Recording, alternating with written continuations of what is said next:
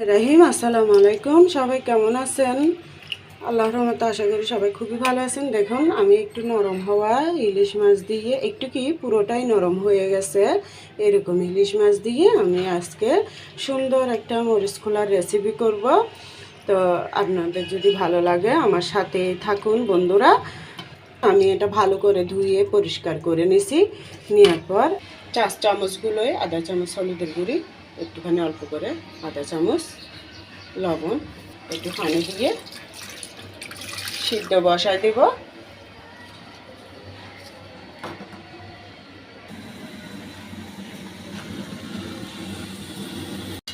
এটা ইলিশ মাছটা সিদ্ধ বসায় দিছি। দেখুন 2-3 মিনিট পর এটা এমনই নরম হয়েছে ইলিশ মাছগুলো, মানে ডাইরেক্ট আমরা এগুলোকে চট্টগ্রাম ভাষায় পোঁচা ইলিশ বলি। দেখুন এটা নিজে নিজে ভেঙে যাবে, উত্তরানোর সাথে সাথে এটা ভেঙে যাবে। দেখছেন আমি ধরার সাথে সাথে ভেঙে যাচ্ছে। সম্পূর্ণ ভেঙে নেব। উল্টানো অবস্থায় এগুলো ভেঙে যাবে, এগুলো আর হাতে জুট দিয়ে ভাঙার দরকার নেই।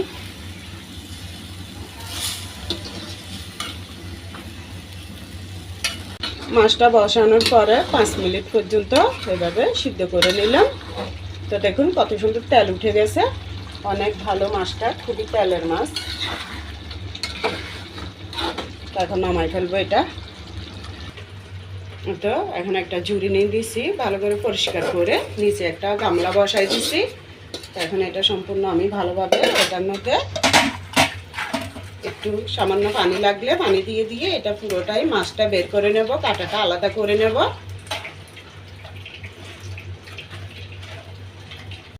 আমি ভালো করে মাছটা আলাদা করে নিয়েছি, কাঁটাগুলো আলাদা করে নিয়েছি। এখন সম্পূর্ণ কাঁটাটা ফেলে দেব। ইলিশ মাছের ছোট ছোট মাথাগুলো বেছে বেছে এখানে দিয়ে দেব। দেখুন এভাবে করলে হয় কি, এখানে এটা তো গরম আমি ধরতে পারবো না, একটা কাঁটাও থাকবে না, শুধু এই যে মাছের পানিটাই থাকবে মাছ সহ। খুবই মজার মরিচগুলোটা আপনাদের সাথে শেয়ার করব। চলুন আমার সাথে রান্নাটা শুরু করি। আচ্ছা,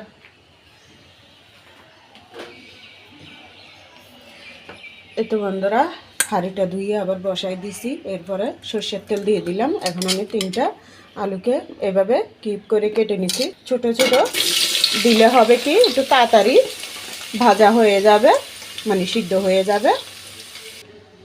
একটু সামান্য হলুদের গুঁড়ি দিলাম, স্বাদ অনুযায়ী অল্প করে লবণ দিলাম। তো এখন আমি জিরা আছে একটু তাড়াতাড়ি করে ভেজে নেব। 2 মিনিটে দেখুন কত তাড়াতাড়ি এটা লাল হয়ে গেছে, সিদ্ধ হয়ে গেছে। কারণ একটু এই আলুটা একটু নরম টাইপের, তাই সিদ্ধ হতে দেরি হয় নাই। এখন আমি 2টা তেজপাতা ধুয়ে দিয়ে দিচ্ছি, 10টা পেঁয়াজ এখানে, এগুলো সব দিয়ে দেব।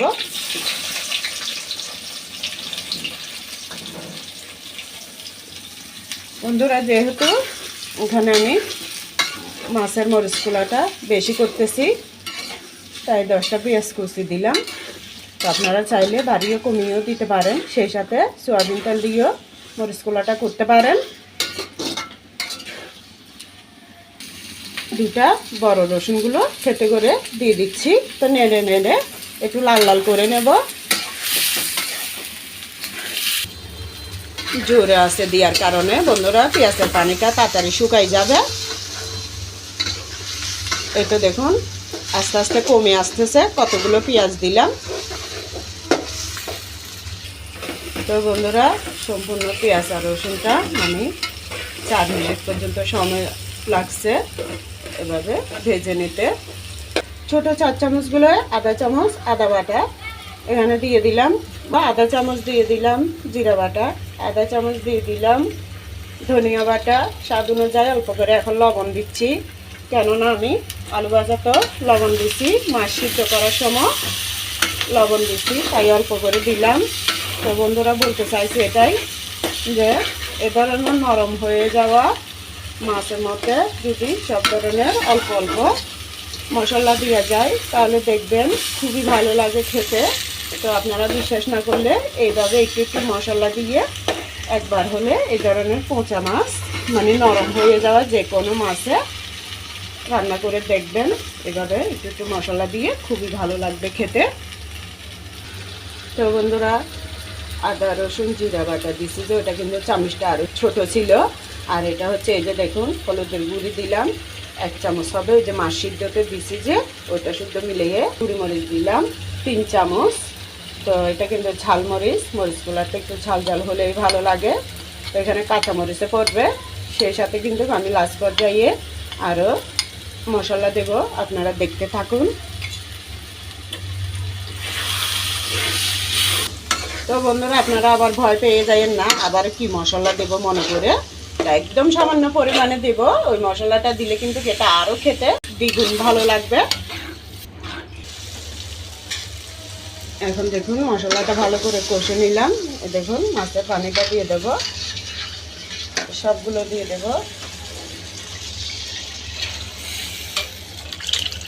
এখন এটা আবারও জুড়া আছে দিয়ে আমি নেড়ে নেড়ে সম্পূর্ণ ঝোলটা শুকিয়ে নেব। এতো বন্ধুরা, আধা চামচ কালো জিরে, আধা চামচ রাঁধুনি, 1 চামচ হলুদ সর্ষে। তো বন্ধুরা, বললাম না আপনাদেরকে আমি লাস্ট পর্যায়ে কিছু মশলা দেব। মশলাটা হচ্ছে কালো জিরে, রাঁধুনি আর হলুদ সর্ষে। এগুলো একটু হালকা ভেজে নেব, নিয়ে শুকনো পাতায় গুঁড়ো করে নেব। দেখুন বন্ধুরা, এভাবে শুকানোর পরে আমি দিয়ে দেবো আলু ভেজে রাখাটা। মাছটাকে যেভাবে অল্প পানিতে সিদ্ধ করে নিছি ওভাবে সিদ্ধ করে কাঁটাটা বেছে নিলেও হবে। আমার হাতে একটু ব্যথা থাকার কারণে আমি পানি দিয়ে এভাবে করলাম। অল্প পানিতে করে কাঁটা বেছে নিলে এটা রান্না আরও তাড়াতাড়ি হবে। একটু পানি দেওয়ার কারণে একটু সময় লাগতেছে। তো এখানে আমি 8টার মতো দেশি টমেটো দিয়ে দিচ্ছি। এরপর কাঁচামরিচ দিচ্ছি 15টার মতো। কাঁচামরিচগুলো কিন্তু ঝাল আছে। বন্ধুরা, এইভাবে আমি আরও শুকাই নেব। তো এইভাবে ঢেকে ঢেকে আমি নেড়ে নিচ্ছি, কারণ ফুটে গায়ে আসতেছে তাই। এটা এখন কালো জিরা, রাঁধুনি, হলুদ সরিষা এগুলো দিয়ে দিচ্ছি। এগুলো আমি একদম শুধু গ্যারানটা বের হওয়া পর্যন্ত টেলে নিছি বন্ধুরা। কালারও নষ্ট হতে দিই নাই। পুড়ে গেলে মশলার স্বাদটা নষ্ট হয়ে গেলে এটাতে আর গ্যারানটা থাকবে না, খেতেও ভালো লাগবে না। তো এখন দিয়ে ভালো করে নেড়ে নিচ্ছি। এটা আমি আরও শুকাই ফেলবো জুড়ে জাল দিয়ে। মেয়ে ভয়ে দাঁড়াতেছে না তাই একটু আস্তে জালে দিছি। দেখুন কি ফোটা ফুটতেছে। মশলাটা দেওয়ার সাথে সাথে একটু ঢেকে দিছি। বেশি করে একটু ধনিয়া পাতা দিয়ে দিলাম বন্ধুরা। তো এর আগে একটু লবণও দিছি, লবণটা কম হয়েছিল। ধনিয়া পাতাটা বেশি করে দিলে হবে কি, যেমনি খেতে গ্যারানও হবে, খেতে খুবই মজার হবে। তা বেশি করে ধনিয়া পাতাটা দিলাম। এই তো বন্ধুরা, দেখুন একদম শুকাই নিছি। ওই যে দেখুন আমি নাড়াতে ডেক্সির মধ্যে লাগতেছে না, ডেক্সির থেকে আলাদা হয়ে গেছে। এত আমার মরিচ কুলাটা হয়ে গেছে, লবণটা সব ঠিকঠাক আছে। এই তো বন্ধুরা, দেখুন বাটিতে বেড়ে নিলাম অনেকগুলো। আমি নরমালে রেখে দিব অর্ধেকটা। 2 দিন পর অথবা 3 দিন পর বের করে খাওয়া যাবে গরম করে, যেহেতু এতগুলো একদিনে খাওয়া যাবে না। তো খুব সুন্দর ইলিশ মাছের মরিচ খোলা করে দেখালাম বন্ধুরা। আমি যেভাবে মশলা দিয়ে করছি ওভাবে আপনারা ফলো করে এভাবে একবার হলো করে খেয়ে দেখবেন, খুবই অসাধারণ হয়। মাশাআল্লাহ, আমি লবণ দেখছি, খুবই ভালো লাগছে। আমার জ্বরের শরীর, কিন্তু তারপরে আমার মুখে যদি এমনই ভালো লাগে, সুস্থ মানুষের মুখে কেমন লাগবে দেখুন। কত স্বাদ হয়েছে, কত ভালো হয়েছে। তো আমার এই রেসিপিগুলো যদি আপনাদের ভালো লেগে থাকে বন্ধুরা, আপনারা দোয়া ভালোবাসা দিয়ে আমার পাশে থাকবেন, ইনশাআল্লাহ আমিও থাকবো। দেখুন এখানে একটু অন্ধকার পড়তেছে তাই এরকম লাগতেছে। এটা কিন্তু দেখতে আরও খুবই ইয়াম্মি লাগতেছে। তো বন্ধুরা, সবাই ভালো থাকবেন। আল্লাহ হাফেজ, আসসালামু আলাইকুম।